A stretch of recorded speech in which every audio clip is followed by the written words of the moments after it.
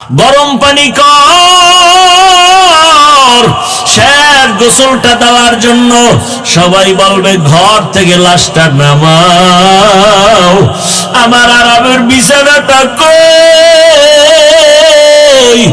আরামের বিছানা থেকে টেনে টেনে নামাইয়া ওই খাটের উপরে শোয়াইয়া গরম পানি দিয়া গোসল করাইয়া কাফন পরাবে।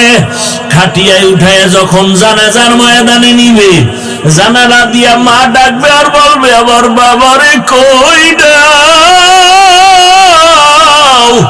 আমার বাবার চেহারাটা শেষবারের মতো দেখাও। আমারে মা বলিয়া ডাকতো, কত আরাম লাগতো, মজা লাগতো। আজ আমার বাবাই নাই, আমাকে মা বলে ডাক দেওয়ার হলো না। এই মার থেকে বিদায় নিয়ে জানাজা পড়াইয়া এমন এক বাগানে কবর খনন করবে যেখানে দিনের বেলাও যাইতে বড় ভয় লাগে। ওই কবরে রাখার পরে মাটি দিয়া সবাই যখন চলে যাবে, দুইজন ফেরেশতা প্রশ্ন করার জন্য হাজির হবে। ও আল্লাহর বান্দারা, তিনটা প্রশ্ন সবার বেলায়। রবের পরিচয় দাও, ধর্মের পরিচয় দাও, রহমতের নবীর পরিচয় দাও।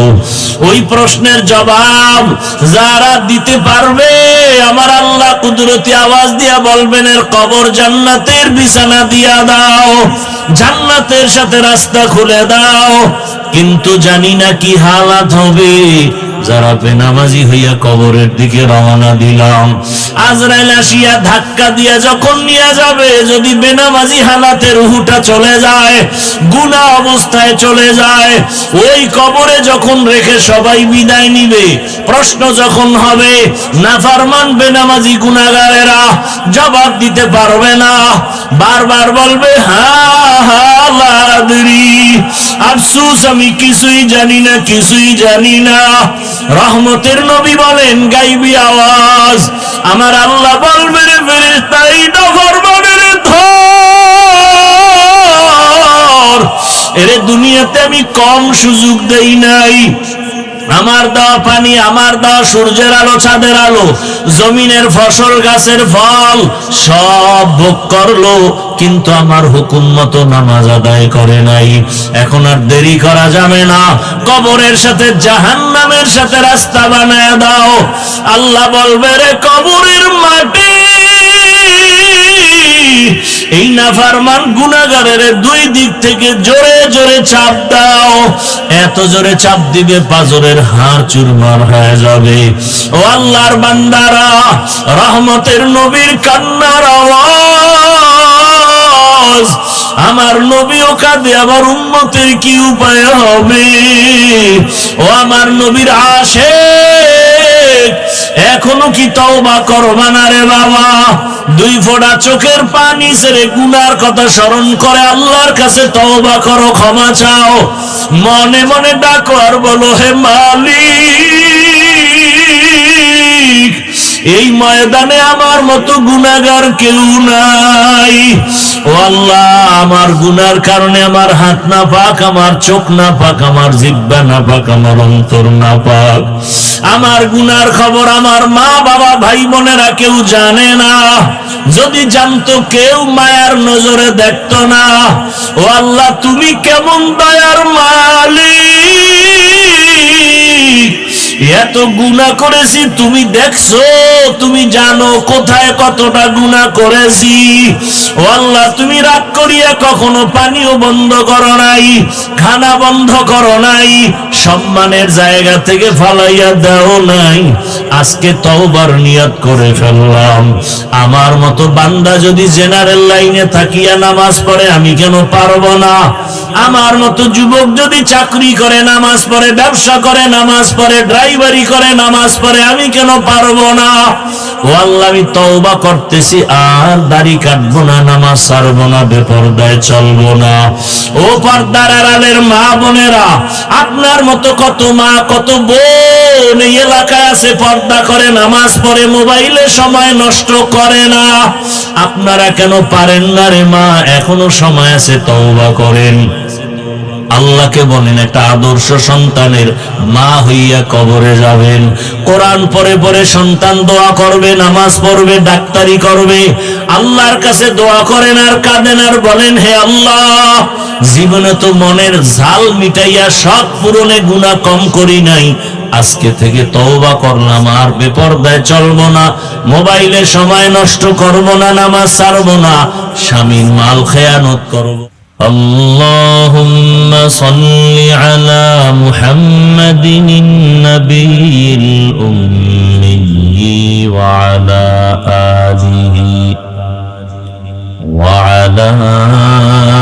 آله وسلم تسليما وبعد فأعوذ بالله من الشيطان الرجيم بسم الله الرحمن الرحيم وما خلقت الجن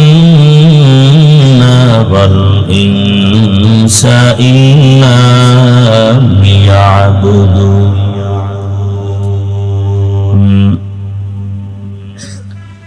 وقال رسول الله صلى الله عليه وآله وسلم لا طاعة لمخلوق في معصية الخالق صدق الله مولانا العظيم وصدق رسوله النبي الأمي الكريم ونحن على ذلك من الشاهدين والشاكرين والذاكرين والحمد لله رب العالمين سبحانك لا علم لنا إلا ما علمتنا إنك أنت العليم الحكيم رب اشرح لي صدري ويسر لي أمري واحلل عقدة من لساني يفقه قولي निगाह मुमिन से तो बदल जाती है तकदीर निगाह मुमिन से तो बदल जाती है तकदीर ये बंदा की कुव्वत नहीं कुदरत का इशारा ये बंदा की कुव्वत नहीं कुदरत का इशारा ऐ मर्द खिरद तरक मासी की जरूरत ऐ मर्द खिरद तरक मासी की जरूरत अब सोहबत सालिह की सवा कोई नहीं चारा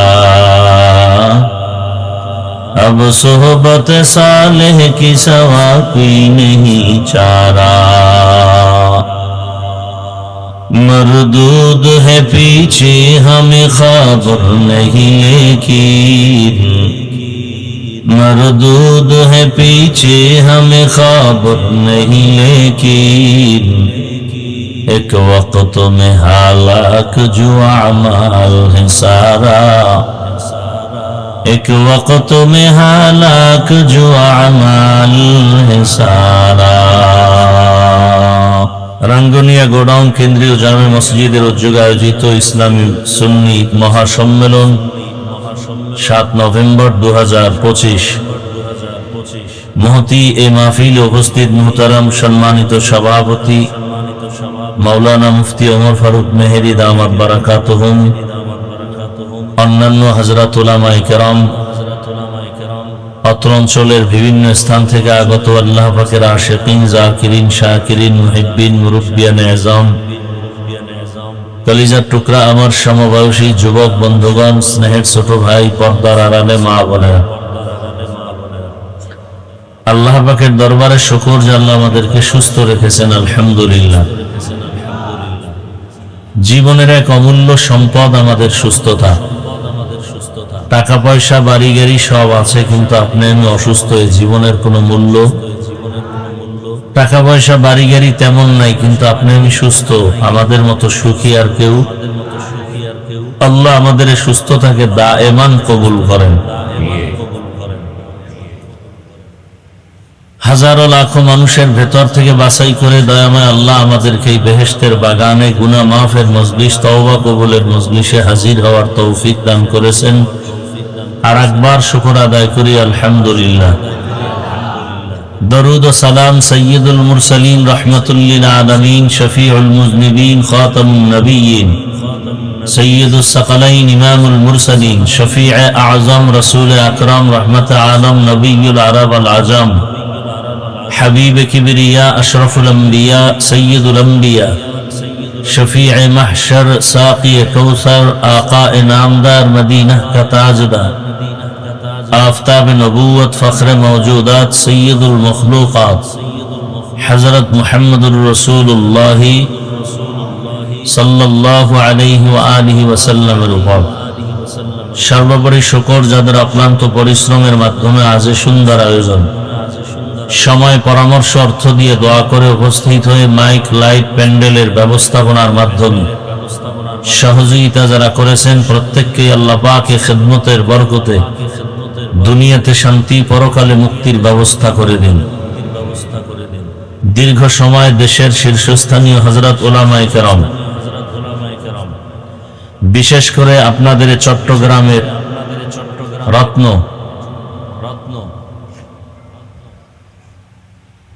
আমার আগে যিনি বয়ান করেছেন আল্লামা আজিজুল হক আল মাদানী দামাত বারাকাতুহুম, এর আগে অনেক উলামায়ে কেরাম বয়ান করেছেন।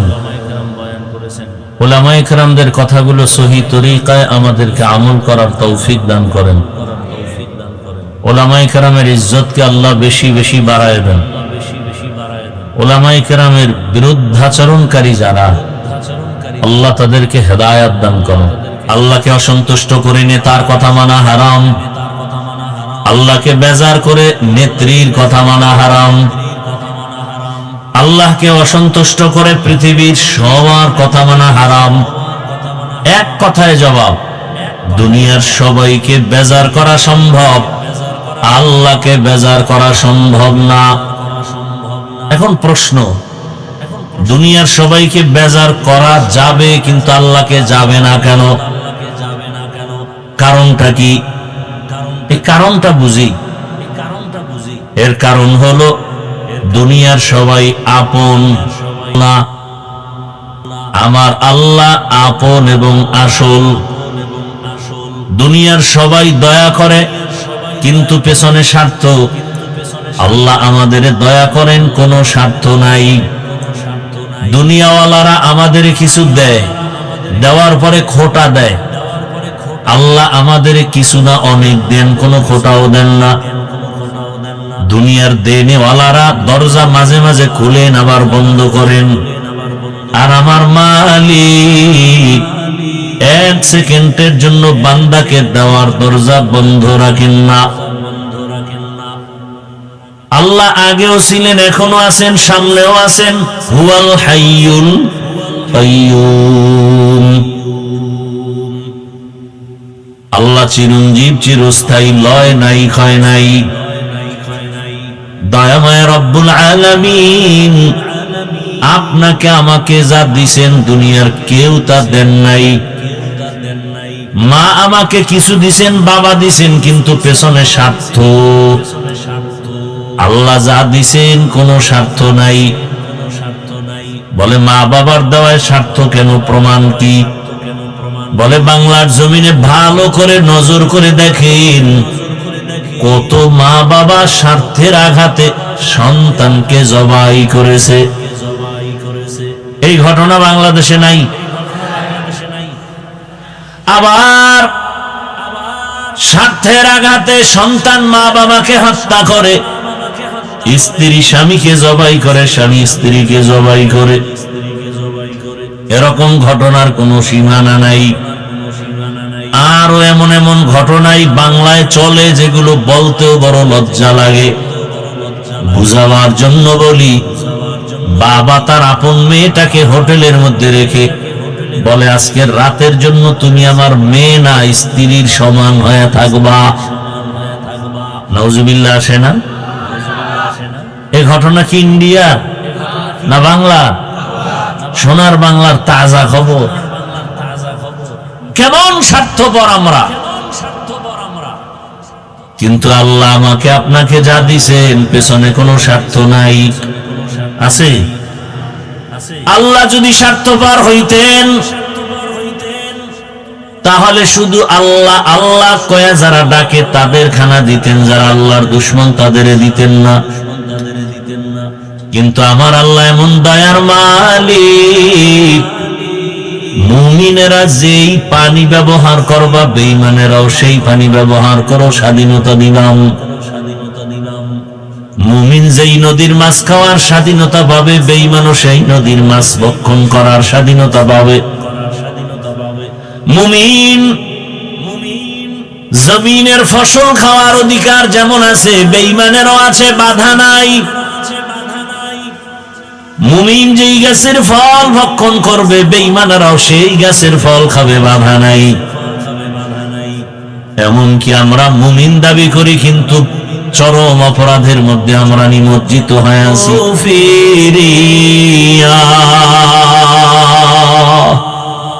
আমি যখন ছিলাম আমার মায়েরই উদরে, চলাফেরা করলেন যে মায় কত কষ্ট করে। আমি যখন ছিলাম আমার মায়েরই উদরে,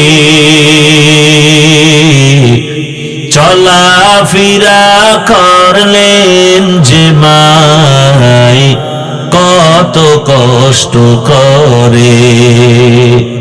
এমন মাকে কেমনে আজি,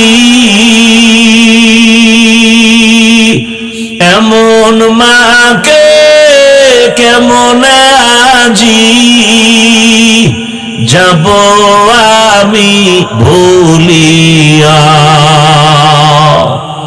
ও আমার প্রাণের মা, মা গো মা, কোথায় গেলে মোরে ছাড়িয়া। জনম দুঃখী ইয়াতীম আমি, চায় না কেহ ফিরিয়া। মাগো আমি ইয়াতীম বলে সবাই দেয় তাড়াইয়া। দুঃখের সাথে দিন কাটাই মা, পেটে ক্ষুধা নিয়া। মাগো আমি ইয়াতীম বলে সবাই দেয় তাড়াইয়া। দুঃখের সাথে দিন কাটাই মা, পেটে ক্ষুধা নিয়া। ঘুমের মাঝে মাকে দেখে, ঘুমের মাঝে মাকে দেখে, কেন্দে দেই বুক ভাসাইয়া।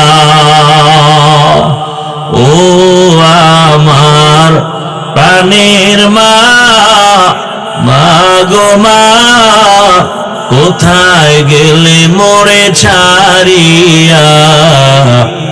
জনম দুঃখী ইয়াতীম আমি, চায় না কেহ ফিরিয়া। খেদমতে মা দর পে দর কুল সুবহ শাম, তাকে বাসি দর্দ আলম নেক নাম। আল্লাহ তাআলা বলেন, বান্দা আমি আল্লাহর পরেই তো মা বাবার ইবাদত আর খেদমতের জন্য আমি অর্ডার করেছি। ওই মা বাবার খেদমত করো, কারণ ওই মা বাবার অবদান তুমি কোনোদিন অস্বীকার করতে পারো না রে বাবা। মা বাবার চোখের পানি আর দোয়া আজ তোমার এত সম্মান। মা বাবার চোখের পানি আর দোয়ার ফসল তুমি সন্তান, টাকার মালিক, বাড়ির গাড়ির মালিক হয়েছো, সম্মানের মালিক। ওই মা বাবার সাথে বেয়াদবি করা যাবে না। রহমতের নবী বলেন, মা বাবা খুশি তো আমার আল্লাহ তার উপরে খুশি। আল্লাহ তাআলা বলেন, সবাইকে বেজার করা কেন, আমি আল্লাহকে বেজার করবা না কেন? আমি তোমাকে যে দয়া করেছি কেউ সে দয়া করে নাই। দুনিয়াতে তুমি আসছো, তুমি তোমার মাকে মা বলে ডাকবা, পরের কথা মাকে তুমি চিনোই না।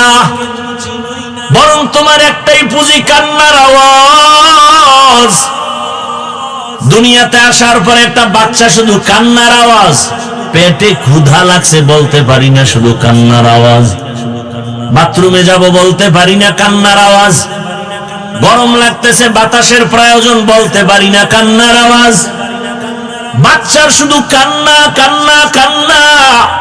ওই কান্নার মধ্যেই যেন বাচ্চা বুঝায় আমার এখন বাথরুমের দরকার। কান্নার ভেতর থেকেই যেন বাচ্চা বুঝায় আমার এখন ঘুমের দরকার, বিছানা দাও।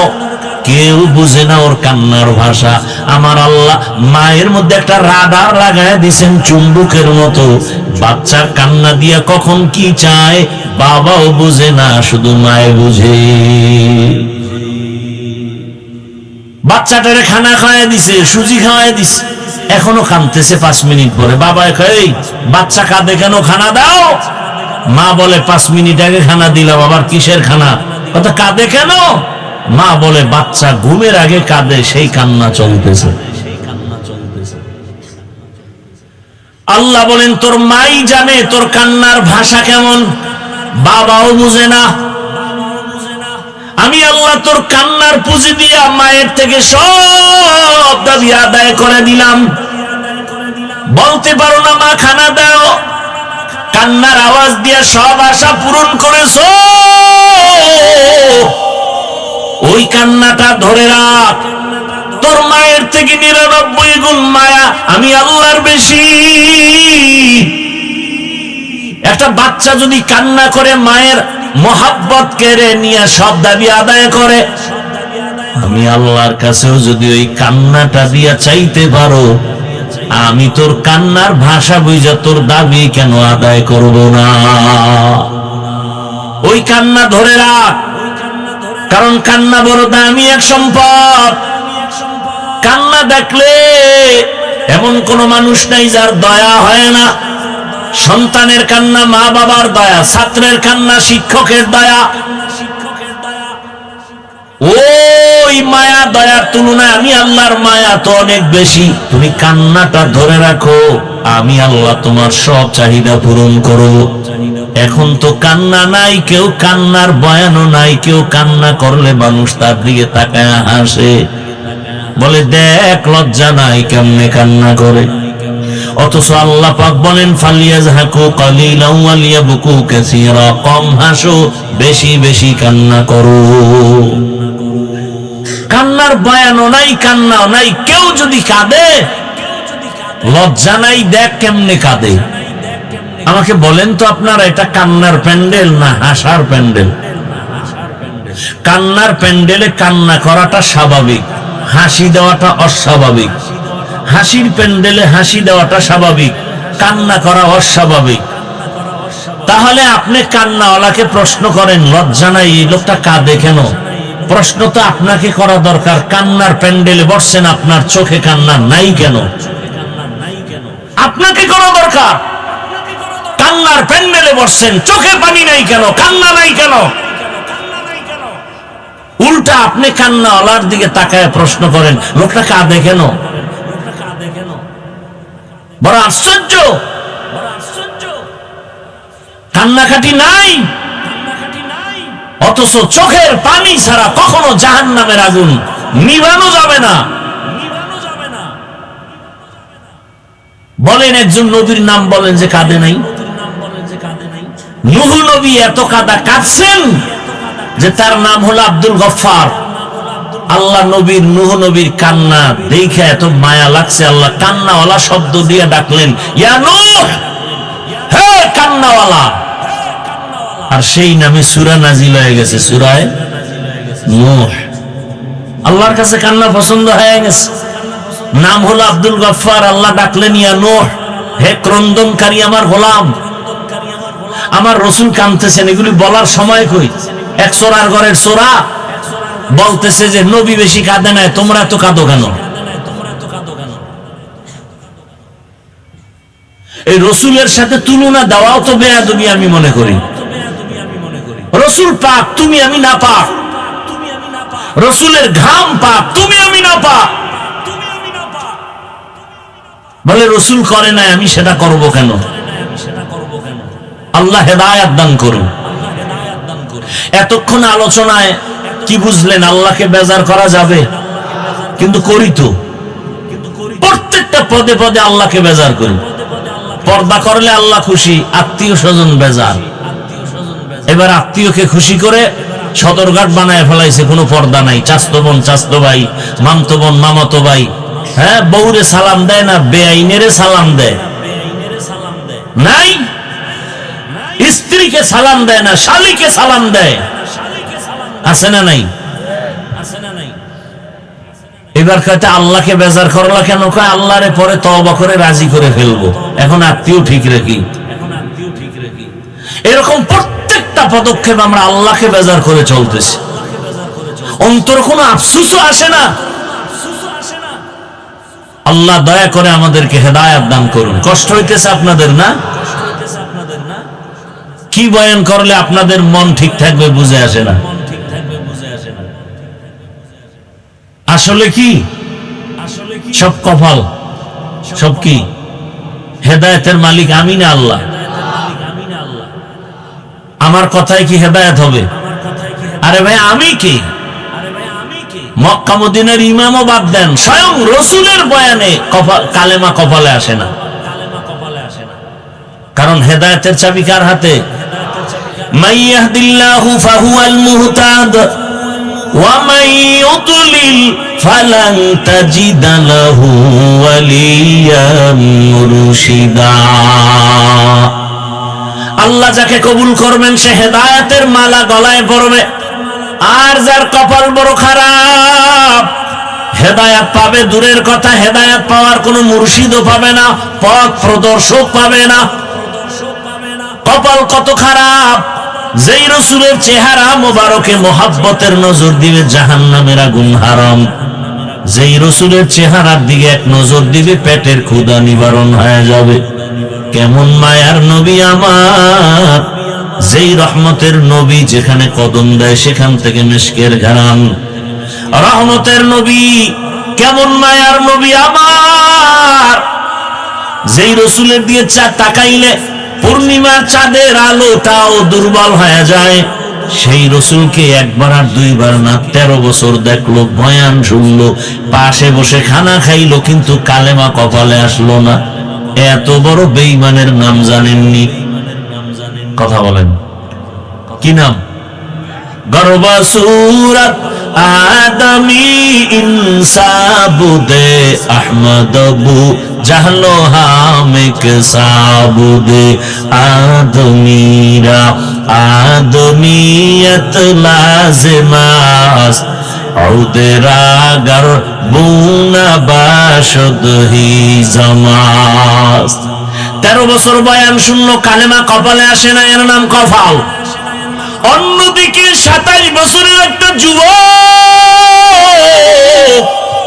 তরবারি নিয়ে দৌড়ায় রাসূলকে জবাই করবে। 27 বছরের যুবক তরবারি নিয়ে যায় নবীকে জবাই করবে। রহমতের নবীর সামনে গিয়া চেহারা মোবারক দেখে কলিজা ঠান্ডা হয়ে গেল। তরবারি ফালায় কয় নবী কালেমার মালা গলায় পরায়া দেন। এই কপালওয়ালার নাম কি বলেন? এজন্যই তো হেদায়েতের মালিক আমার আল্লাহ। আল্লাহ যাকে কবুল করবেন সে হেদায়েতের মালা পরে নিবে। 13 বছর আবু জাহাল নবীর দেখিয়েও কালেমা পড়ে না, আর ওমরের মতো গোলাম আমার নবীকে জবাই করতে গিয়ে কালেমাওয়ালা হয়ে গেল। এর নাম হলো কপাল। যতই চিল্লাই না কেন, এই সমস্ত প্যান্ডেলে সবাই আসতে পারে না, বসতে পারে না, কপালওয়ালারাই আসতে পারে আর বসতে পারে। এখানে আসতেও কপাল লাগে, বসতেও কপাল লাগে, মোনাজাত দিয়া কান্নাকাটি কইরা যাইতেও কপাল লাগে।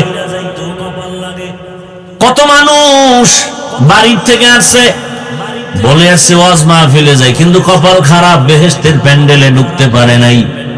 এরা কোথায় আছে খুঁজে দেখেন, এরা দোকানপাটে ঘুরে আর আড্ডা দেয়। নাই এরকম কেউ? কপাল। আর একদল কপালওয়ালা প্যান্ডেলে বসছে, কিন্তু মোবাইলটা সামনে নিয়ে কলবের দরজা বন্ধ করে রাখছে। এরকম কপালওয়ালা নাই? বলার দায়িত্ব আমার, মানবেন কিনা সেটা আপনার দায়িত্ব। আপনি মানবেন না, আমি বলবো না, এটা হতে পারেন। আর আমরা ওলামায়ে কেরাম না বললে বলবে কে? আমরাই তো বলা বন্ধ করে দিছি, কে বলবে? যুবকের হাতে 2টা মরণাস্ত্র, রক্তের থেকে দামি মনে করে রাখে, দোনোটাই মরণাস্ত্র। একটা হলো দৃশ্যমান মরণাস্ত্র, আর একটা হলো অদৃশ্যমান মরণাস্ত্র। দৃশ্যমান যুবকের মরণাস্ত্রের নাম বাইক। কি কয় আপনাদের এলাকায়? বাইক। অদৃশ্য মরণাস্ত্র কি? আরে দোনোটা লয়ে ঘুরতেছে, চায় বেশি দিন বাঁচতে, কিন্তু মরণের বাইক লয়ে ঘুরে তাড়াতাড়ি মরা। চায় অনেক সুস্থ থাকতে, অসুস্থতার মেডিসিন হাতে লয়ে ঘুরতেছে মোবাইল। মোবাইল মানুষকে যত দ্রুত গতিতে অসুস্থ বানায়, পৃথিবীর অন্য কিছু নাই যে মানুষকে দ্রুত অসুস্থ বানায়। কিডনি দুর্বল, হার্ট দুর্বল, চোখের পাওয়ার দুর্বল। আর সব থেকে বড় ঔষধ সুস্থ থাকার রাতের ঘুম, এটারে জবাই করছে এই গজবের মোবাইল দিয়ে। কি তাও যদি মোবাইলে তেলাওয়াত শুনতে হইতো, তো আকাম করে সারা রাত মোবাইলে। চোখের গুনাহ, হাতের গুনাহ, জবানের গুনাহ, অন্তরের গুনাহ। জেনা চলে ঘরে ঘরে, ঘরে ঘরে মোবাইলের দ্বারা। উচিত ছিল ঘুমের মধ্যে চেহারাটা বানর হয়ে যাবে, শুকর হয়ে যাবে। শুধু রহমতের নবীর উম্মত হওয়ার কারণে আল্লাহ করেন না। আল্লাহ হেদায়েত দান করুন। কিছুক্ষণ থাকবেন না কপাল শেষ? আল্লাহ সবাইকে কবুল করেন। এতগুলো মানুষ নিয়ে মা বাবার জন্য দোয়া করার সুযোগ পাইছেন, তা আজকে পাইয়াও কাজে লাগাবেন না। কপালটা এত খারাপ কেন আপনার বলেন তো? এমন কপাল নিয়ে দুনিয়াতে আসলেন কেন? আল্লাহ রসুল বলেন, খায়রুন নাস মান ইয়ানফাউন নাস। ভালো মানুষ তো ওই ব্যক্তি যার দ্বারা শুধু অন্যের উপকার হয়। কি উপকার করলেন? মা বাবা। আল্লাহ সবাইকে হেদায়েতের দৌলত দান করেন। আল্লাহ তাআলা আমাদেরকে দুনিয়াতে পাঠাবার কারণ বর্ণনা করে বলেন, ওয়ামা আরসালনাকা ইল্লা রাহমা ওয়ামা খালাকতুল জিন্না ওয়াল ইনসা ইল্লা লিয়াবুদুন। ভালো করে খেয়াল করবেন, উঠা বসা করলেই আমি মুনাজাত দিয়ে চলে যাব। কারণ আপনি যদি বয়ান নিতে না চান, আমার তো কোনো ঠেকা নাই যে আপনার জোর করে খাওয়াইতে হইব। কষ্ট করে আসছি, কষ্ট করে চলে যাব। আপনি শুনতে না চাইলে আমার এখানে আসার কোনো যৌক্তিকতা, দাওয়াত না দিলে আমি আসতাম? সময় আছে আমার।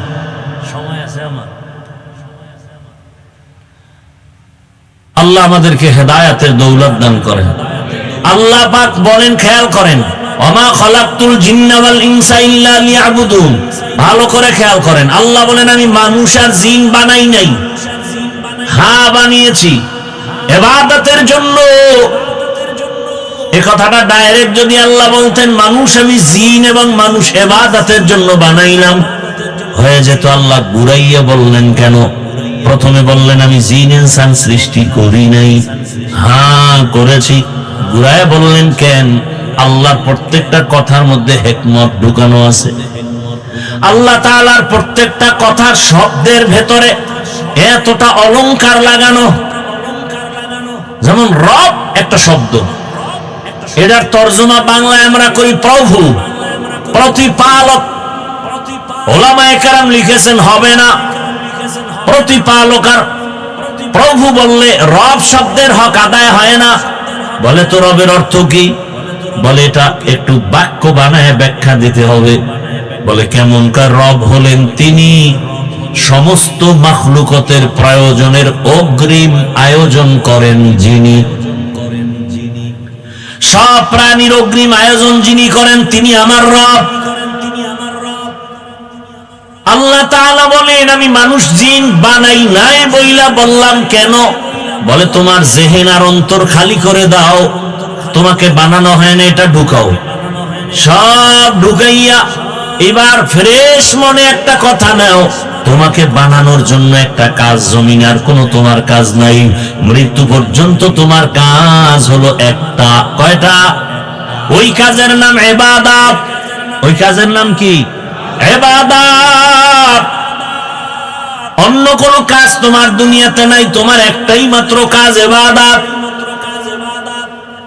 এখন বুঝার চেষ্টা করি ইবাদত কি। আমরা অনেকেই মনে করি মসজিদে যাও, তাসবিহ হাতে নাও, জিকির করো, তেলাওয়াত করো, ইবাদত শেষ। এজন্য ভালো করে মনে রাখবো ইবাদত কি, ইবাদত কেন, ইবাদত কিভাবে। এই তিনটা কথার জবাব দিয়ে মোনাজাত দিব, ধৈর্য হবে তো ইনশাআল্লাহ। তবে আয়াতের উপরে আরেকটু ব্যাখ্যা করি। আল্লাহ বলেন ওয়ামা খালাকতুল জিন্না ওয়াল ইনসা ইল্লা লিয়াবুদুন। অধিকাংশ মুফাসসিরিনে কেরাম লিয়াবুদুনের ব্যাখ্যায় লিখেছেন আই লিয়ারিফুন। আরাফা ইয়ারিফু থেকে মারিফাত।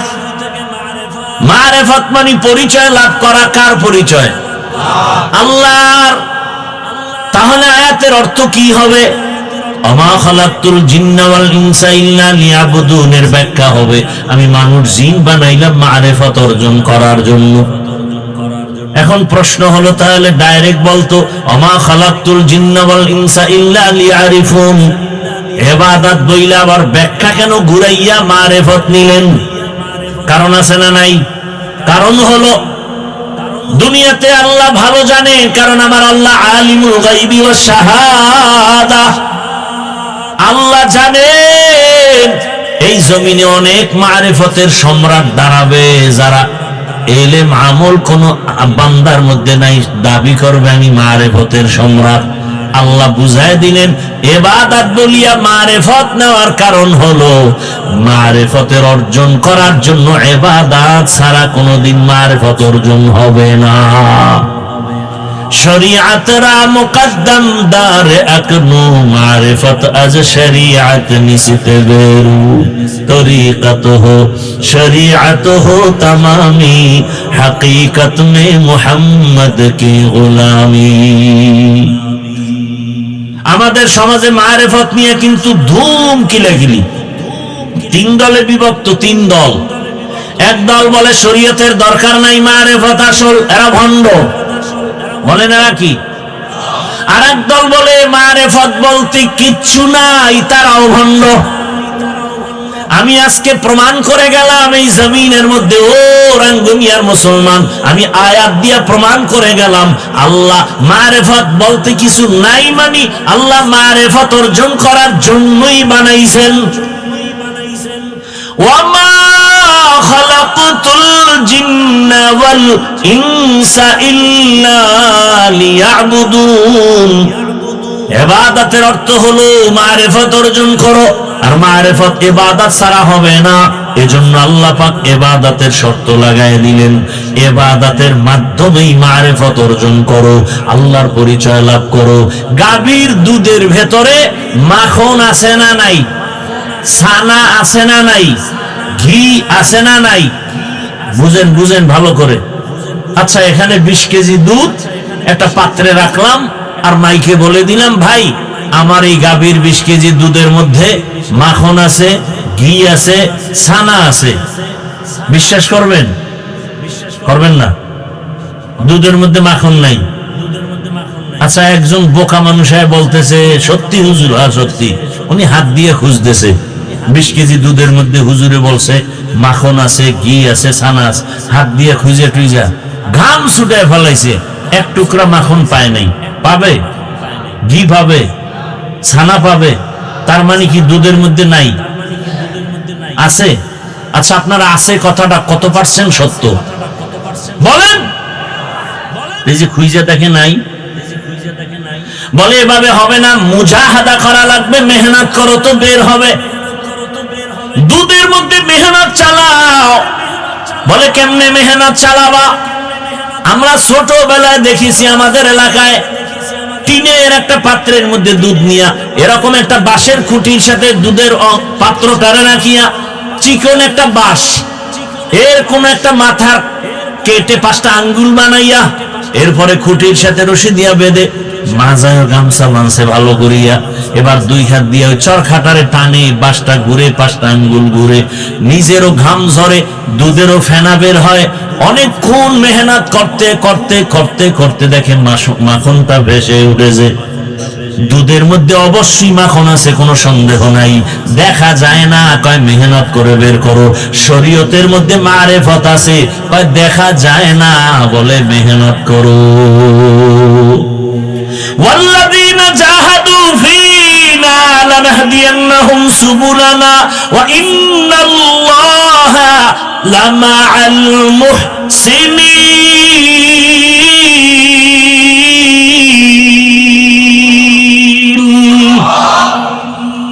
মেহনত করো, মুজাহাদা করো। শরীয়তের মধ্যে তুমি মেহনত চালাও, ইখলাসের মেহনত, দৌড়াইতে থাকো। ইখলাস নিয়ে যদি 1 বিঘা তাকাও, আল্লাহর রহমত তোমার দিকে 1 হাত আগায় যাবে। তুমি যদি 1 হাত আগাও, 2 হাত আগায় যাবে। তুমি যদি হাঁটতে থাকো, আমার মাওলার রহমত দৌড়াতে থাকবে। আল্লাহর রহমতের আশায় দৌড়াইতে থাকো, দেখবা আল্লাহর পরিচয় লাভ হয়ে যাবে। অতএব শরীয়ত ছাড়া, ইবাদত ছাড়া মারিফত পাওয়া যাবে না। যারা আমল করে না, নামাজ নাই, রোজা নাই, তারা যদি মারিফতের সম্রাট দাবি করে, ওরা মারিফতের সম্রাট না। একজনে বলছে ওরা মরার পথের সম্রাট। মারিফত অর্জন হলে সে কখনো গুনাহ করবে না। আল্লাহর রহমতের আশা, আল্লাহকে দেখতে চাও, আল্লাহর ঘ্রাণ তুমি পেতে চাও, আল্লাহর মোহাব্বতের ঘ্রাণ তোমার মধ্যে আসবে। তুমি মেহনত চালাও ইখলাসের উপরে, এক সময় দেখবা তোমার নাকের মধ্যে আমার মালিকের কুদরতের ঘ্রাণ। এটা বুঝারও তো মানুষ নাই, বলারও মানুষ নাই, বিরোধিতার মানুষের অভাব নাই। আবার আল্লাহর ঘ্রাণ কি?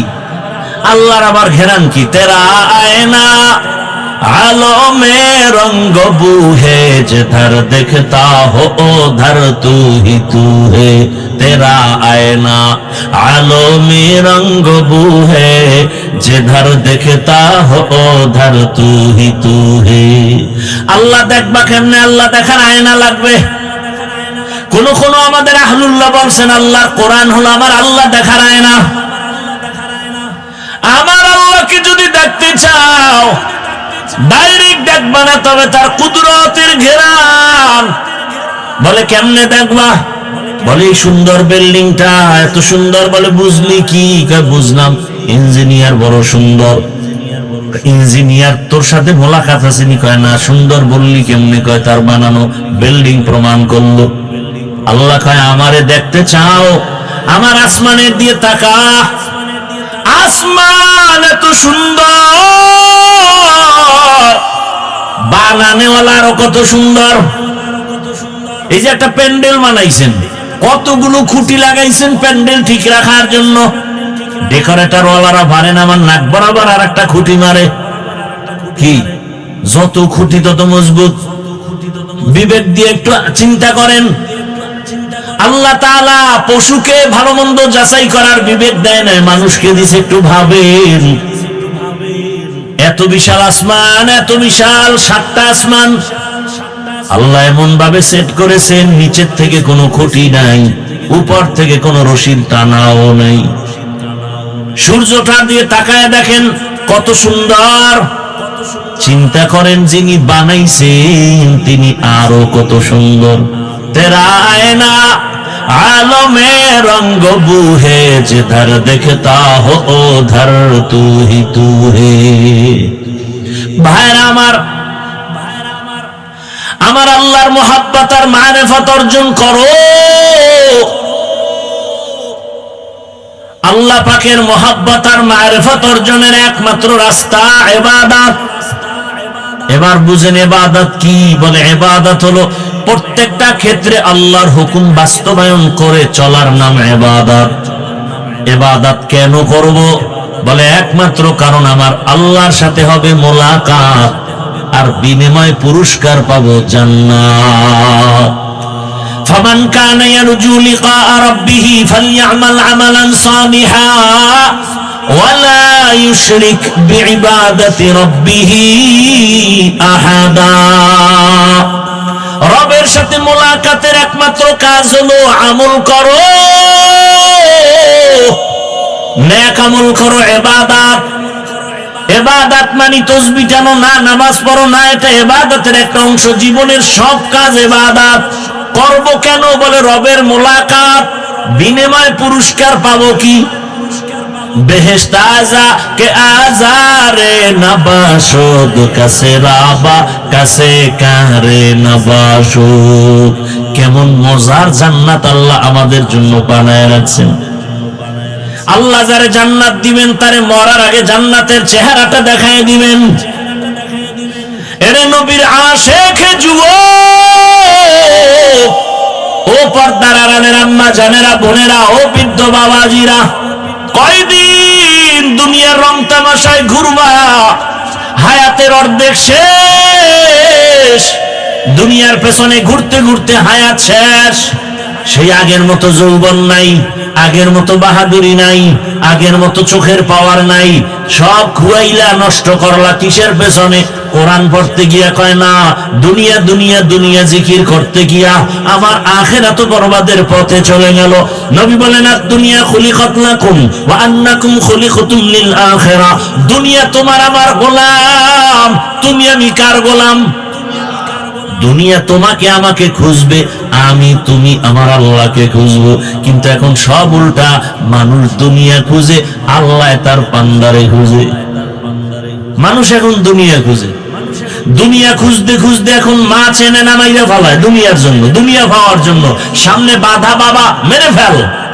দুনিয়া পাওয়ার জন্য নেতা বাধা, মেরে ফেল। ভাগ বটরায় কম পড়ছে, কয় তাড়াতাড়ি মাইনাস কর। দুনিয়া এমন পাওয়া পাইল, নবী বলেন হুব্বুদ দুনিয়া রাসু কুল্লি খাতিয়া। দুনিয়ার লোভ সব ধ্বংসের কারণ। হযরত আলী বলেন দুনিয়া জিফা ওয়া তুল্লাবুহা কিলাব। দুনিয়াটা একটা মৃত্যু জন্তু, এর পেছনে যারা দৌড়ায় এরা কুত্তা। এরা কি? দুনিয়ার পেছনে যারা দৌড়ায় এরা কুত্তা। দুনিয়া দুনিয়া দুনিয়া যারা করে এরা দুইটা জিনিস চায়। কয় জিনিস চায়? জবাব দেন, কয় জিনিস চায়? একটা চায় ওরা শান্তি, আর একটা চায় সম্মান। এই দুনিয়াদারেরা দুইটা চায়, শান্তি আর কি? আল্লাহর জাতের কসম, দুনিয়াওয়ালারা সম্মানেও নাই, শান্তিতেও নাই। একটা দুনিয়াদারকে দেখাইতে পারবেন না সম্মানে আছে। ওই সম্মানের গুল্লি মারি, যেই সম্মানে প্রথমে ফুলের মালা, ফাইনালে জুতার মালা। এই সম্মানের কোনো ভ্যালু আছে? 10 তলা বিল্ডিং করেছো, এখন বিল্ডিং রেখে জঙ্গলে কেন ঘুমায়? আছে না নাই? সুইস ব্যাংকে টাকা রেখেছো, ওই টাকার মাস্তানি করে লাভ কি যদি চেক বই না থাকে? ওই টাকা যদি ভোগ করতে না পারো, এর থেকে রিক্সা চালায় খাওয়া ভালো। কথা বলেন না কেন? কোটি টাকার মালিক দেখো, অভাব হয় না দূর। গরিবে ঘুমায় আরাম করে মনটা বাহাদুর। ফেরাউনের লাশটা দেখো মিশর জাদু ঘরে, খায় না মাটি পোকা মাছি সবাই ঘৃণা করে। হৃদয়ে থাকিবে যার নম্রতা সাদা, রহমত আসিবে সেথা প্রভুর ওয়াদা। বড়র বড়াই থাকলে দিলে রহমত আসবে না, নিজেকে নিজে ছোট মনে করিও সদা। উঁচু জমিন থেকে পানি নিচু জমিনে যায়, তেমনি খোদার রহমত আসে নম্রতার হৃদয়। ভোগ বিনাশের বাড়ি গাড়ি পরে রবে সব, থাকতে সময় স্মরণ করো আল্লাহ আমার রব। আমাদের রবকে ইন্নাল্লাযীনা ক্বালু রাব্বুনাল্লাহ, ইন্নাল্লাযীনা ক্বালু রাব্বুনাল্লাহ সুম্মা ইসতাকামু ফালা খাউফুন আলাইহিম ওয়ালা হুম ইয়াহজানুন।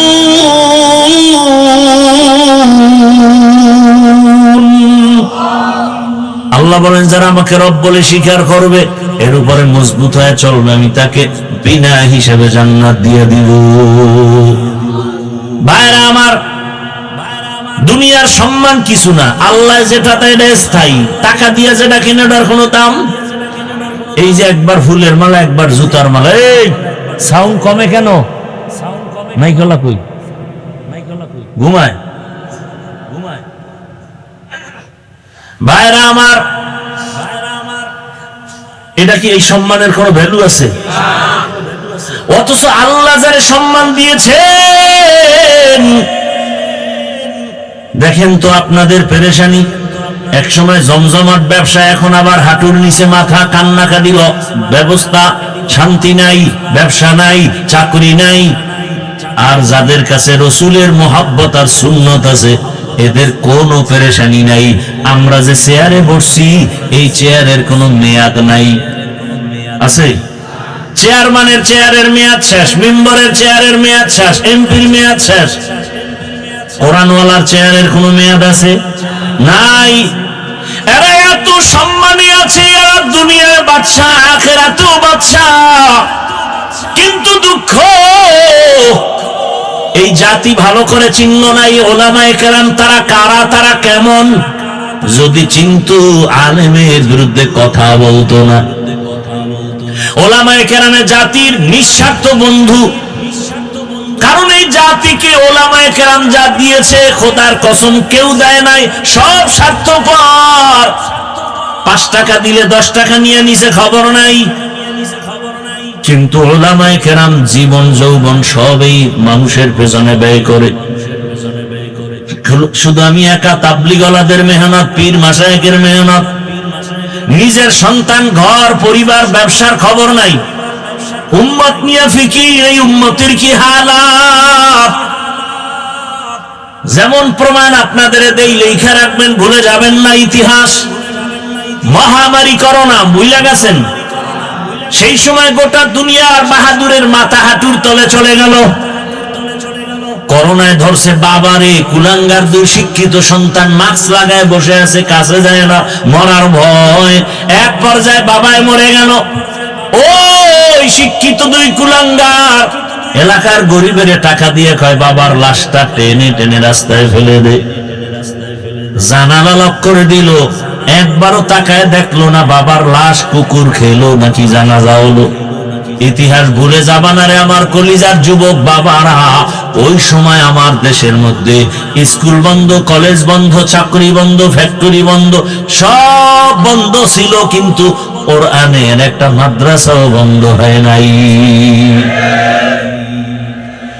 ওই লাশগুলো কেউ ধরে না, শত শত করোনার লাশ। কিছু সংখ্যক আমার দেশের পুলিশ বাবারা আর সিংহভাগ আমাদের ওলামায়ে কেরাম টুপিওয়ালারা এই লাশগুলো নিজেদের কাঁধে নিয়ে গোসল করালেন, কাফন দাফন করায় জানাজা দিয়ে কবরে রাখলেন। একজন হুজুরেও করোনায় মরে না। এরপরও হুজুর খারাপ। কি একদল নিমক হারাম আছে, অজা হুজুরদের বদনাম শুনলেও খুশি, করতে পারলেও খুব আরাম লাগে। আচ্ছা আমাকে আর একটা উদাহরণ দেই, বলেন তো সরকারি চাকরি যারা করেন কয় ঘন্টা ডিউটি? কয় ঘন্টা? 8 ঘন্টা ডিউটি, বেতন নিম্নে হিসাব করে দেখেন তো 20,000-এর মতো নিম্নে বেতন 20,000। টেবিলের নিচে আর মুক্তার দানার তো অভাব নাই কি? ওটা ধরতে পারলেই আঙ্গুল ফুলে কলা গাছ। দুনিয়ার কোন রাষ্ট্র যদি না থাকে, আমগো সোনার বাংলায় টেবিলের তলে বহু মুক্তা পাওয়া যায় না। রাতারাতি কলা গাছ হয় কেমনে? ভাইরা আমার, 8 ঘন্টা ডিউটি, বেতন 20,000, টেবিলের নিচে আরো কত হারাম শুকর, অভাব নাই। এবার আমাকে একটু বলেন, আপনাদের অত্র অঞ্চলের মসজিদ গুলোতে ইমাম সাহেব আসেনি, তাদের ডিউটি কত ঘন্টা বলেন? বেতন দেন কত? একটু বিবেকের প্রশ্ন করেন তো, এর থেকে জুলুম দুনিয়া তার কি হতে পারে? 24 ঘন্টা ডিউটি করে এক ইমাম, বেতন দেন 5-7 হাজার, তাও আবার বাকি। তাও কি আবার ইমাম সাহেবের রাখি রিমান্ডে, জোহরের নামাজে নাই, আসরের সময় রিক্সার ড্রাইভার কয় হুজুর গেছিলেন কই? হুজুর কয় তোমার এত পাওয়ার কেন? কে তুমি? কয় রিক্সা চালাই। বলে এত পাওয়ার কেন? বলে মাসে 5 টাকা বেতন দেই। এরকম বেয়াদব আছে না নাই? সভাপতি 100 টাকা দেয়, সেক্রেটারি সাহেব সভাপতির থেকেও ধনী, সে দেয় মাত্র 50। কেন তুমি বেশি দিতে পারো না? কয় সভাপতির থেকে বেশি দিলে বেয়াদবি হবে।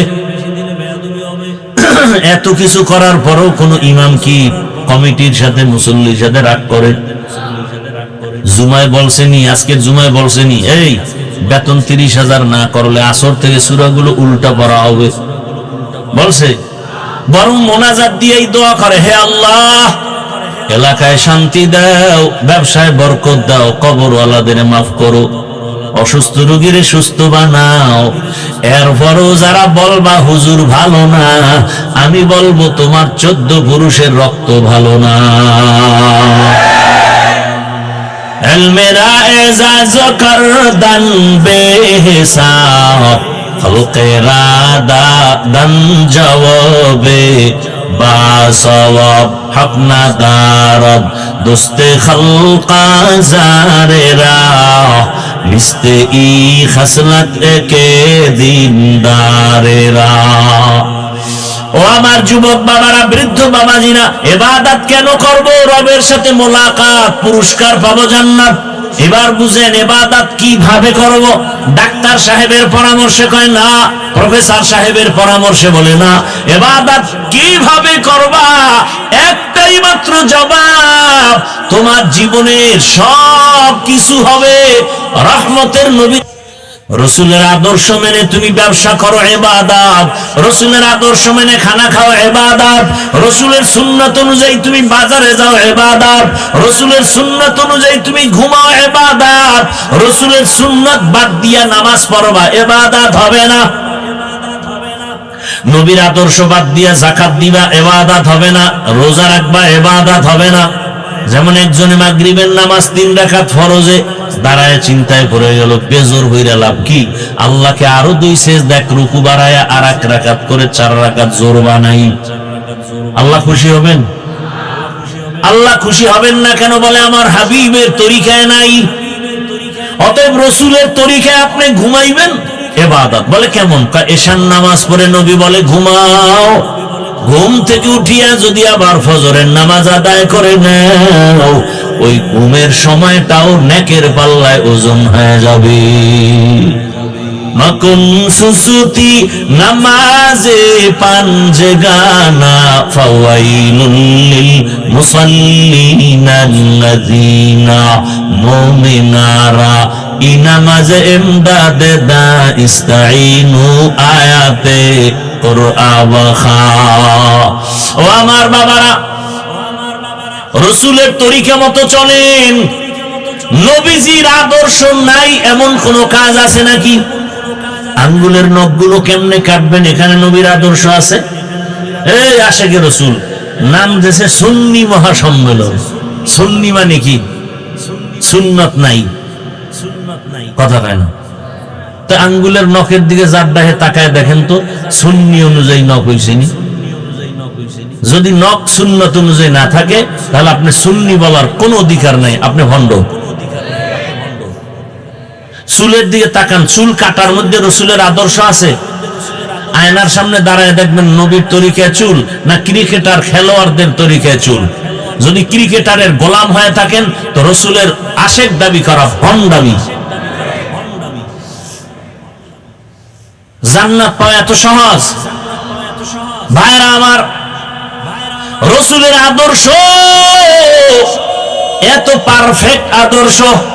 আমার রসুলের আদর্শই হলো দুনিয়াতে শান্তির একমাত্র ঠিকানা। দুনিয়াতে শান্তির ঠিকানার নাম ইসলাম।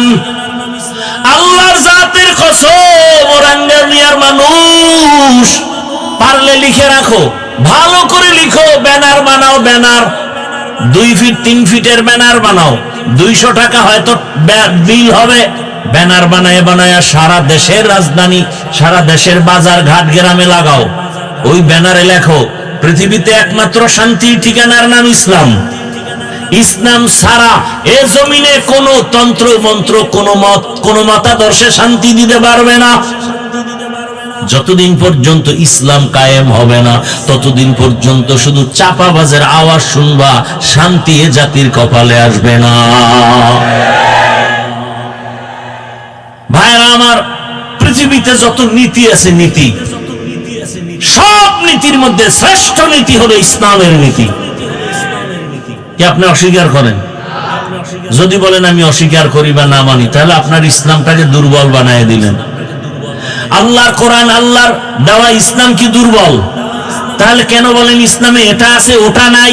নাই বলেন কেন?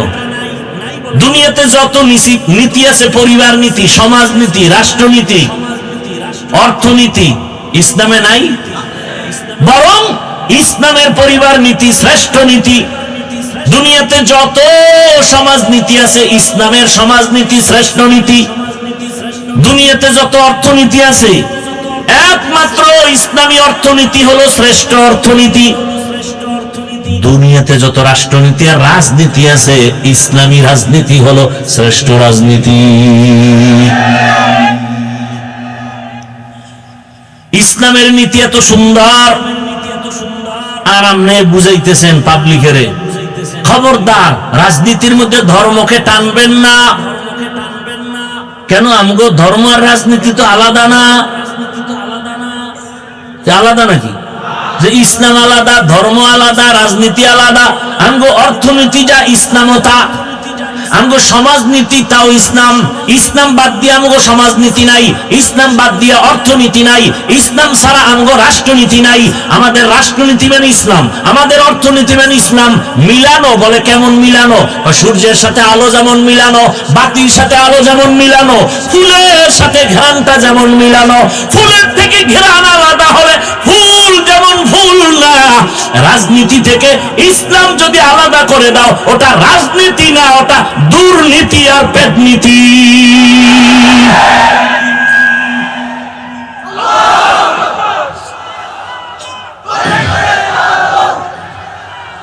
ভাইরা আমার, ভালো করে বুঝার চেষ্টা করেন।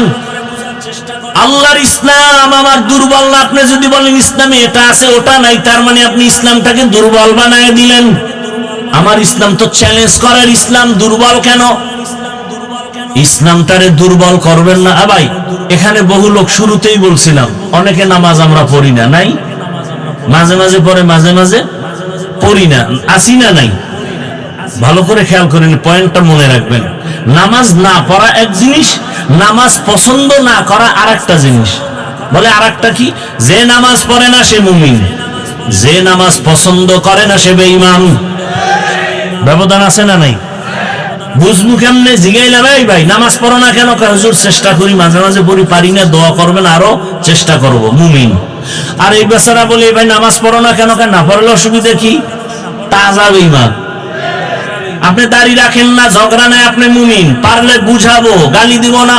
কিন্তু যদি দাড়ির বিরোধিতা করেন, আপনার সাথে আর কোনো ছাড় দেওয়ার সুযোগ নাই। আপনি পর্দা করেন না, ঝগড়া নাই, আপনি মুমিন, পারলে বুঝাবো। কিন্তু যদি পর্দা নামের বিধানকে বলেন পছন্দ করি না, ছাড় দেওয়া যাবে না। আপনি ইসলামের রাজনীতি করেন না, কোনো ঝগড়া নাই, বুঝাবো। কিন্তু যদি বিরোধিতা করেন, কোনো ছাড় নাই। নামাজ পড়েন না, ঝগড়া নাই, বিরোধিতা করলে ছাড় নাই। দাড়ি রাখেন না, ঝগড়া নাই, বিরোধিতা করলে ছাড় নাই।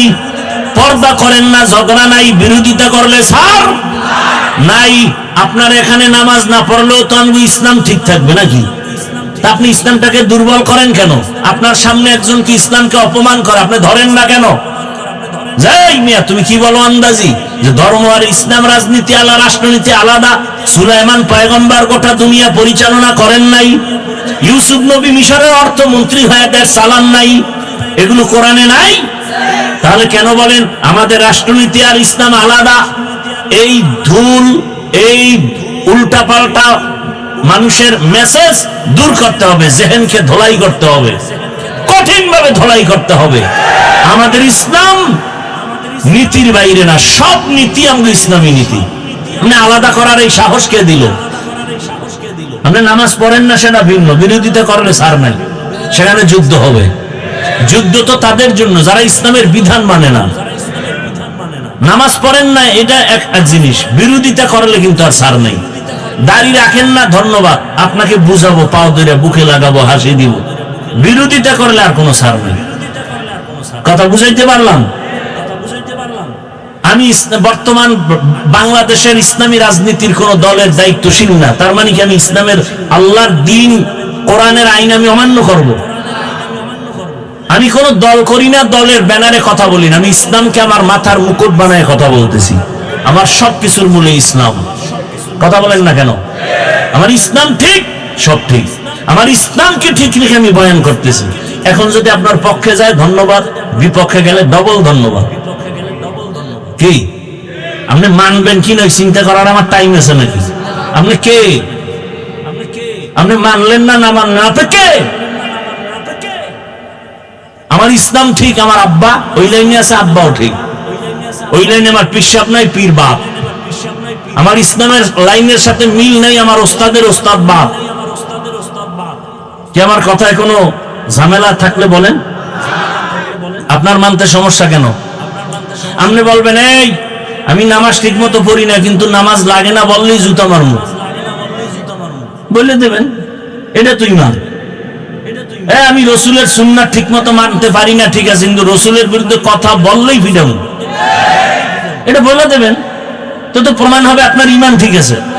এবার আমলের বাকি, সে আমলের জন্য আহলুল্লাহর সোহবাত লাগবে, আল্লাহ আল্লাহর সোহবাত লাগবে। যারা বলে পীর মানি না, ওলিয়া উলিয়া মানি না, তারা আরেকটা ভণ্ড। আসতে বলেন কেন? যারা বলে আমরা ওলিয়া উলিয়া মানি না, ওরা কোরআন মানে না, বুখারী শরীফ মানে না, ওরা ভণ্ড। ওদের যারা ভণ্ড বলে না, তারাও ভণ্ড। ওয়ামা খালাকতুল জিন্না ওয়াল ইনসা ইল্লা লিয়াবুদুন। আল্লাহর ইবাদতের জন্য আমাদের বানাইছেন। পানি পান করবেন, এই একটা বোতলে পানি নিছেন না, পানিটা আপনিও পান করবেন, আমিও পান করব। ইবাদত বানায় পান করেন, বলে কেমন? আপনি তো বাম হাতে বোতল নিয়ে ডান হাত দিয়ে এই মুখটারে খুলবেন, খুইলা বাম হাত দিয়ে একটা টান মারবেন, জাগাত নাই আধা লিটার।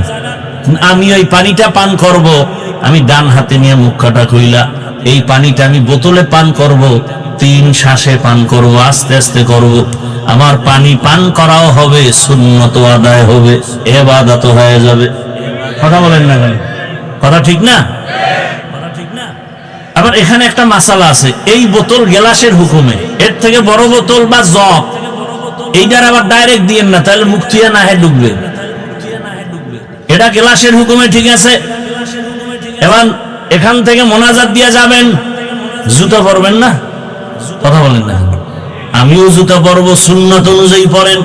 বলে কেমনে? বলে ডান জুতায় ডান পাও আগে ঢুকাও, এরপরে বাম জুতাটার মধ্যে বাম পাও ঢুকাও।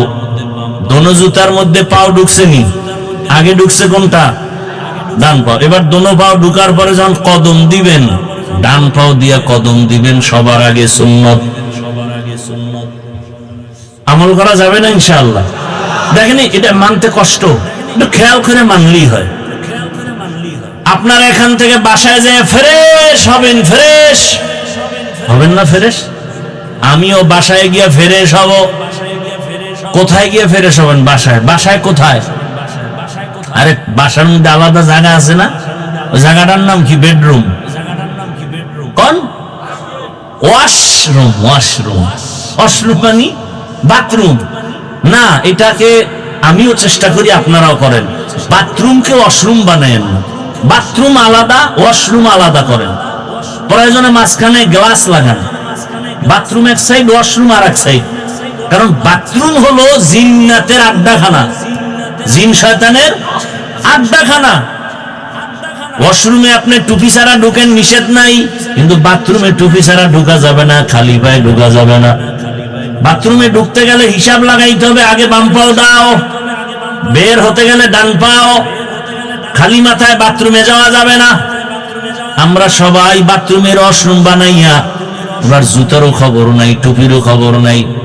এমন নিম্ন চাপ শুরু হয়েছে, এক দৌড় যায় শীতে বেড়ে গেছে, পৈরেখে ধরিয়া দেয় নাই, মাথা ফাইটে গেছে। সুন্নাত অনুযায়ী বাথরুমে যাবেন, কোন দুর্ঘটনা হবে না ইনশাআল্লাহ। বাথরুমে কোন পাও দিয়ে ঢুকবেন? না লাফ দিয়ে দোনো ভাও একসাথে দিবেন? বাম পা দিয়া ঢুকবেন, ডান পা দিয়া বের হবেন। নবী বলেন বাথরুমে ঢুইকা বাম পায়ের উপরে ভর করে বসবে, এটা সুন্নাত। বাথরুমে গিয়ে বসবেন না খাড়ায় থাকবেন? বসেন কিনা এটাও তো চেয়ার বাইরে হইছে না, চেয়ার, চেয়ারের মধ্যে বয়ে বইয়া বাস আরামে কামও সারবে, পত্রিকাও পড়বে। আল্লাহ হেদায়েত দান করেন। হায় হায়। তাহলে বাম পা দিয়া ঢুকবেন, ডান পা দিয়া বের হবেন, বাম পায়ের উপরে বসবেন, হাঁটুর উপরে কাপড় উঠানো যাবে না। মক্কার বেঈমান রাখা তঙ্গ নবী কেমন নবী? বাথরুমের নিয়ম শিখায়। রহমতের নবী সাহাবায়ে কেরাম বলে আমগো নবী এমন নবী, পানি ব্যবহারের নিয়ম শিখায়। বাথরুমে গিয়া কেমনে বসবো নবী তাও শিখাইছেন। পানি খরচ করব কিভাবে তাও রাসূল শিখাইছেন। খানা খাইতে বসবেন, লোকমাটা কেমনে দিবেন নবী তাও শিখাইছেন। খানা খাইতে বসো, সুন্নাত অনুযায়ী দোনো হাতের কবজা ধুইয়া লও। এটার কি বলেন আপনারা? দোনো হাতের কবজা ধুইয়া খাইতে বসবেন সুন্নাত। তবে যেই প্লেটে খানা নিবেন ওই প্লেটে হাত ধুইবেন না, অন্য প্লেটে দিবেন। এরপরে ডান দিক থেকে খানা শুরু করবেন, দস্তারখান বিছাবেন। এরপরে খানা খাইয়া আগে বিসমিল্লাহ বলবেন, ফাঁকে ফাঁকে বলবেন লাকাল হামদু ওয়া লাকাশ শুকর। খানা শেষ, এরপরে আবার দোনো হাতের কবজা অন্য পাত্রে ধুইবেন, খানার প্লেটে না। আর খানার মধ্যে যে জুটা হবে, কাটা জুটা, এটা পানির মধ্যে ফেলবেন না। এটা জিনের খানা, কুকুরের খানা, বিড়ালের খানা। বাহিরে একটা নিরাপদ জায়গায় রাখবেন। বিড়াল খাবে, কুকুর খাবে, না হয় জিনেরা খাবে। পানির মধ্যে ফেলে জুলুম করা যাবে না, ওদের মজা নষ্ট করা যাবে না। খবরদার, আজকে এই সুন্নাতটার ওয়াদা করে যান যে ইনশাআল্লাহ জুটা কাটা পানিতে ফেলবো না। পারেন না ইনশাআল্লাহ? আল্লাহ কবুল করেন। তো দেখেন তো রসুলের সুন্নাত মানা কষ্ট, রসুলের আদর্শই শান্তি। 5 বার ওযু বানাবেন, দেখবেন নিজের শরীরটা ফ্রেশ লাগে। আর যারা ওযু টুজু নাই, নামাজ নাই, এগো পাশে দাঁড়ান যাইব, এটা প্রস্রাব করে লয় না পানি আছে না নাই? ওযু নাই, এরপরে শরীরের পোশাক ধোয় না কত মাস। গোসল মানি ধাম ধাম করে চলে আসছে, দাঁড়াইলে পাশের পর টানে বিড়ি, এর পাশে দাঁড়াইলে নামাজ শেষ। করে না মেসওয়াক, নাই ব্রাশ। অথচ রসুলের সুন্নাত পরিষ্কার পরিচ্ছন্নতা। ইসলাম তো অপরিষ্কার না, ইসলাম তো পরিষ্কার পরিচ্ছন্ন। লা ঈমানা লিমান লা তাহারাতা লা। নবী বলেন যার পরিষ্কার পরিচ্ছন্নতার দিকে চিন্তা নাই, তার ঈমানের দুর্বলতা চলে আসবে। ভাইরা আমার, তো ইবাদত হলো আল্লাহর হুকুম বাস্তবায়ন করার নাম ইবাদত। প্রত্যেকটা ক্ষেত্রে ইবাদত কেন করব? আল্লাহর মুলাকাত, জান্নাত, আমার পুরস্কার পাওয়ার জন্য। ইবাদত কোন সিস্টেমে হবে? একমাত্র মদিনাওয়ালা রাসূলের আদর্শ অনুযায়ী ইবাদত হবে। এরে আল্লাহর বান্দারা, ও যুবক বাবা, ও পর্দার আড়ালের মা বোনেরা, বৃদ্ধ বাবাজিরা, বয়ান তো আপনারা শুরুতেই বলছিলাম আপনারা বয়ান জানেন, একটু বুঝটা ঠিক করেন। এত বয়ান শুনে লাভ কি হবে? বাবা যদি নামাজ না পড়েন কোনো লাভ নাই। আমি আপনাদের এতক্ষণ যে এত চিল্লাইয়া কথা শুনাইছি, একবারও কিন্তু বলি নাই স্কুলে তালা দিয়া মাদ্রাসায় যান। আমার মতো টুপিওয়ালা বুজুর্গ বড় হুজুর হয়ে তসবিহ হাতে নেন। ভাইরা, আমি যা বলতে চাই, আমি চাই আপনি যে লাইনে থাকেন জান্নাতের দিকে আপনি আগান। রসুলের তরিকা আপনার মাথার মুকুট বানায় নেন। আপনাদের লাইনে যারা আছে, জেনারেল লাইনে চাকরি করে, ব্যবসা করে, স্কুল কলেজে পড়িয়াও নামাজ পড়ে নাই। কত ডাক্তার নামাজ ছাড়ে না, দাড়ি অনেক বড়, স্কুলে কলেজে অনেক ছেলেরা পড়ে, মাথায় টুপি, বড় দাড়ি, পাগড়ি লাগানো। ঢাকা কলেজে গিয়া দেখো। ও আমার যুবক, তুমি কেন পারবা না রে বাবা? এখনো সময় আছে, তওবা করে নাও। স্কুলে পড়ো, কলেজে পড়ো, চাকরি করো, অনুরোধ করি ডাক্তার হও, engineer, professor, DC, SP, OC হও, কিন্তু খবরদার আমার নবীর তরিকার বাইরে বেয়াদবি করিও না। মা বাবার দোয়া, শিক্ষকের দোয়া, উলামায়ে কেরামের দোয়া নিয়ে সামনে আগাও। নবীর সুন্নাত অনুযায়ী জীবনটাকে চালাও। কারণ আরে তোমার বুঝ আছে, জীবনে তো গুনাহ কম করো নাই রে বাবা। মনের শখ লাগায় গুনাহ করেছো। মনে শখ লাগছে দাড়ি রাখবা না, রাখো নাই। মনে শখ আসছে বেপরদায় আড্ডা দিবা দিছো। মনে শখ লাগছে পার্কে যাওয়া, চলে গেছো। মনে শখ লাগছে নামাজ পড়বা না, পড়ো নাই। মনে শখ আসছে সারা রাত মোবাইল চালাবা, চালাইছো। এখনো কি ফিরবা না রে বাবা? তোমার শখ এখনো কি মিটে নাই? আর কত রাত মোবাইল চালাইলে তোমার শখ মিটবে বলো? আর কতদিন পার্কে পার্কে ঘুরলে তোমার শখ মিটবে বলো?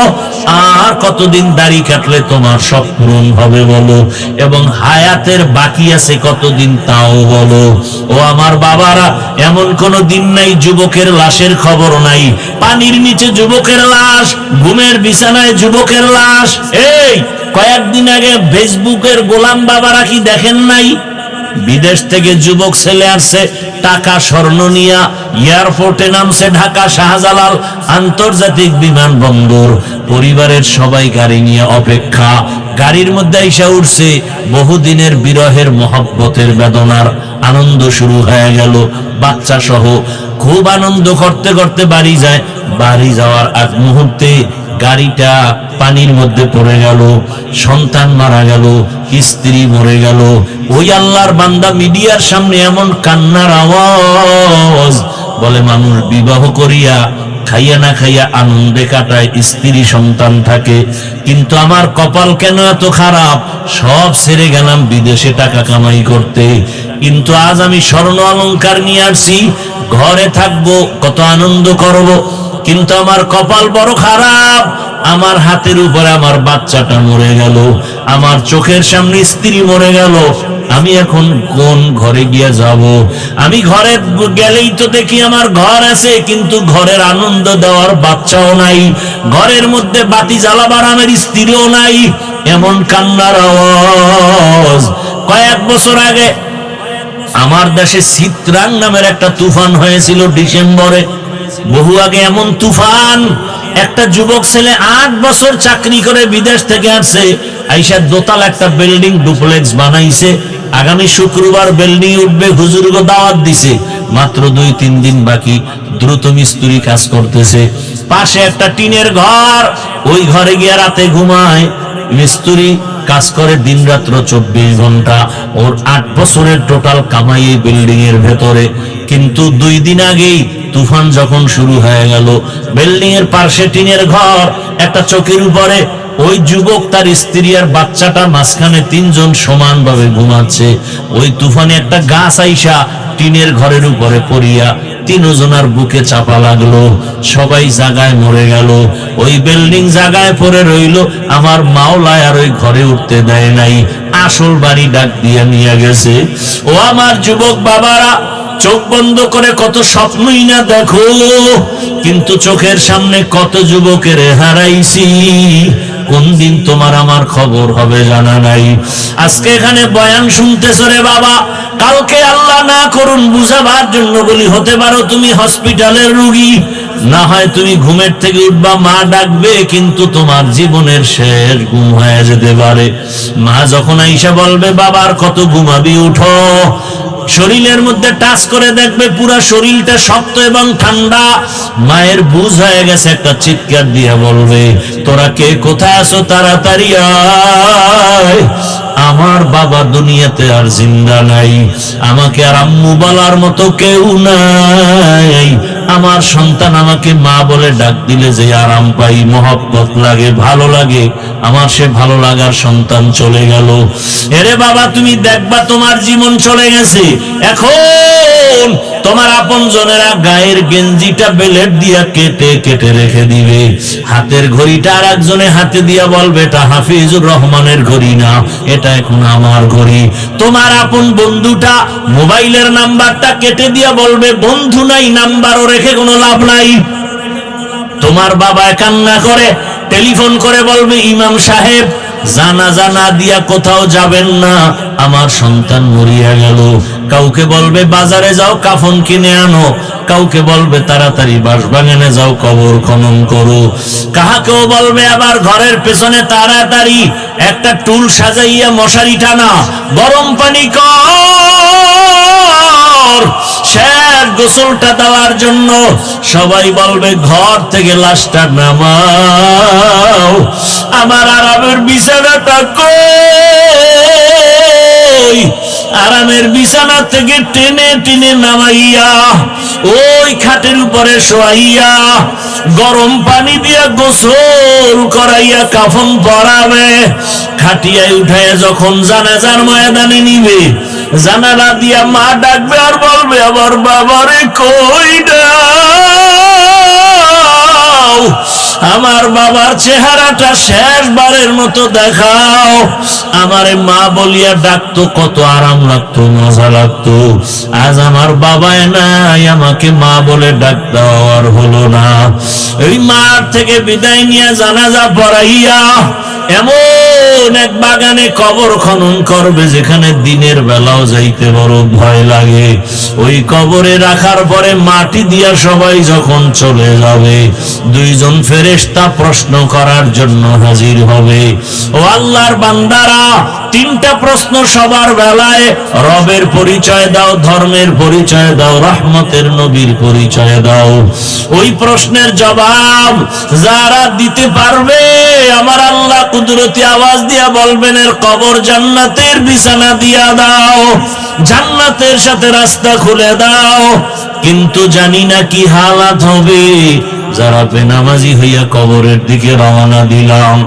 আজরাইল আসিয়া ধাক্কা দিয়া যখন নিয়ে যাবে, যদি বেনামাজি হালাতে রুহুটা চলে যায়, গুনাহ অবস্থায় চলে যায়, ওই কবরে যখন রেখে সবাই বিদায় নিবে, প্রশ্ন যখন হবে, নাফরমান বেনামাজি গুনাহগারেরা জবাব দিতে পারবে না, বারবার বলবে হা হা লা আদরি, আফসোস আমি কিছুই জানি না, কিছুই জানি না। রহমতের নবী বলেন গাইবি আওয়াজ, আমার আল্লাহ বলবেন ফেরেশতা এই নাফরমানের ধর, এরে দুনিয়াতে আমি কম সুযোগ দেই নাই। আমার দেওয়া পানি, আমার দেওয়া সূর্যের আলো, চাঁদের আলো, জমিনের ফসল, গাছের ফল সব ভোগ করলো, কিন্তু আমার হুকুম মতো নামাজ আদায় করে নাই। এখন আর দেরি করা যাবে না, কবরের সাথে জাহান্নামের সাথে রাস্তা বানায় দাও। আল্লাহ বলবে রে কবরের মাটি, এই নাফরমান গুনাহগারের দুই দিক থেকে জোরে জোরে চাপ দাও। এত জোরে চাপ দিবে পাজরের হাড় চুরমার হয়ে যাবে।